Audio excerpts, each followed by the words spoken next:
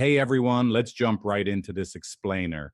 Today, we're going to radically reframe everything you thought you knew about that incredibly disorienting, painful experience of getting mixed signals in a relationship.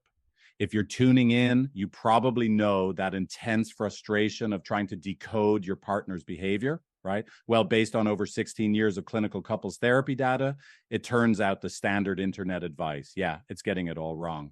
If you have ever felt the absolute whiplash of a partner being super warm and loving on a Tuesday and then completely cold and distant by Thursday, you've probably agonized over these exact questions. You start searching for a decoder ring, asking yourself, does my partner actually like me? Are they in or are they out? See, we tend to assume that our partners have this one consistent internal state that they're either showing us or hiding from us. But here's the bombshell thesis. Your partner isn't playing some manipulative game with you. Nobody actually has a single fixed setting. Attachment styles are fluid. They're not fixed. So that person who texts you constantly and then suddenly goes silent, they aren't just magically losing interest. They're actually shifting their survival strategies because their nervous system senses a threat to your connection. It's all about who they become when they feel like love is on the line. And hey, nervous systems don't consult us before they act. They just react. Section 1, the waltz of pain, to really understand the dynamic creating all this confusion, which, by the way, happens in roughly 70 to 80% of relationships as an involuntary dance. We need to meet the dancers. First up is the relentless lover. This is the pursuer, the partner who chases connection out of sheer terror of losing the bond. When things feel disconnected, they reach out, they text, they ask a million questions. For the relentless lover, connection is literally oxygen. If they feel distance, they're going to protest it, refusing to give up even when their methods completely backfire. Now, on the other side of the floor is the reluctant lover. And listen, it is absolutely vital to understand this. They love just as deeply, but their body forces them to retreat because to them, space equals safety. When conflict rises, their nervous system processes all that emotional intensity as active danger. So what do?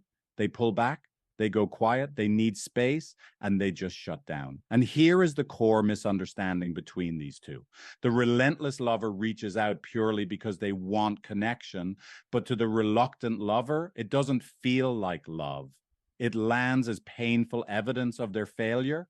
A phrase like, you never talk to me, translates internally to, you're not enough. That triggers profound shame, which just causes the reluctant lover to collapse and withdraw even further into their shell. So, the crucial takeaway here is that both people are acting completely logically to survive their own pain, but those survival strategies inadvertently got each other in this continuous loop. In the clinical world, these are called emotional boomerangs. The pursuer reads the withdrawal as abandonment, so they pursue harder. The withdrawer reads the pursuit as criticism, so they retreat further. From the outside, yeah, it looks like mixed signals, pulling close, pushing away, but it's not a conscious choice. It's a loop. Section 2, the plot twists, burnt out pursuers and dueling Geminis. So what happens when this traditional dance gets even more confusing? Well, data collected from over 40,000 people who took a clinical relationship quiz revealed a super surprising truth about pursuers. And honestly, it completely shifts how we view the silent partner.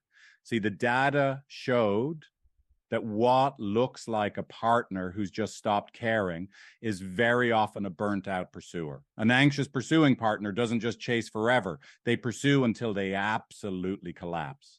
Once their emotional bank account is completely depleted, their behavior shifts to shutting down. So now you've got two people pulling away simultaneously. They haven't stopped caring, actually. They've just stopped believing that caring is going to make any difference, which builds right into this wild phenomenon known as the dueling Geminis. This is an insane-looking situation where nervous systems frantically switch strategies mid-fight. Just imagine this. The withdrawer shuts down. which triggers the pursuer's shame, causing the pursuer to suddenly go quiet. Then, in a total role reversal, the original withdrawer suddenly loses their sense of safety and starts chasing. It looks like nobody knows what they want, but really, it's just the body's protective strategies shifting in real time, just trying to survive the perceived loss of the attachment bond. Section 3, pattern or red flag. Now, before we start fixing the issue, we really need to pause.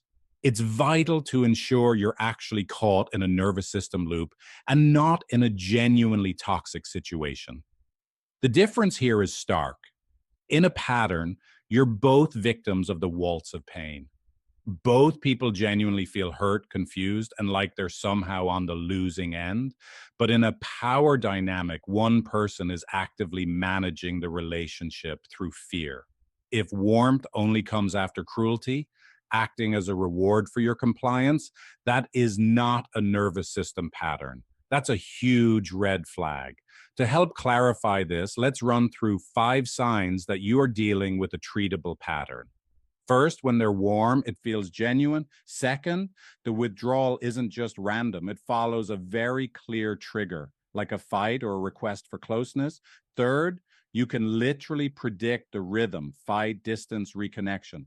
Fourth, they show actual remorse or say things like, I don't even know why I do that.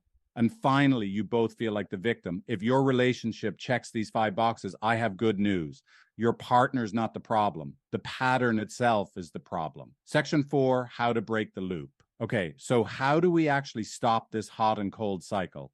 Let's empower you with some actionable solutions. You've got to step out of the loop by following these 4 paradigm shifts. First, track the cycle. Map out exactly when the distance starts and what triggers it. Second, realize their withdrawal is about their own historical shame. It is not a reflection of your worth. Third, when they complain, you have to hear the desperate bid for love hiding beneath it. A phrase like, you never spend time with me, really means I miss you. And fourth, establish baseline emotional safety rather than chasing some fantasy of absolute certainty. Safety just means knowing that when you do fight, you will eventually find your way back to each other. Ultimately, underneath every text sent too often or every silent retreat is this exact beautiful signal. I love you, and I'm terrified that this won't work. It is a frantic, very human plea from a nervous system fighting tooth and nail for the relationship. Understanding this why is exactly what gives you the power to change the what. So the next time the temperature drops in your relationship, ask yourself, are you just reacting to a mixed signal, or are you ready to listen to the terrified, loving signal underneath? If you want to work on this for real, try Figlet, my AI relationship coaching app. You can start for free, no credit card needed, at figlet.empathy.com.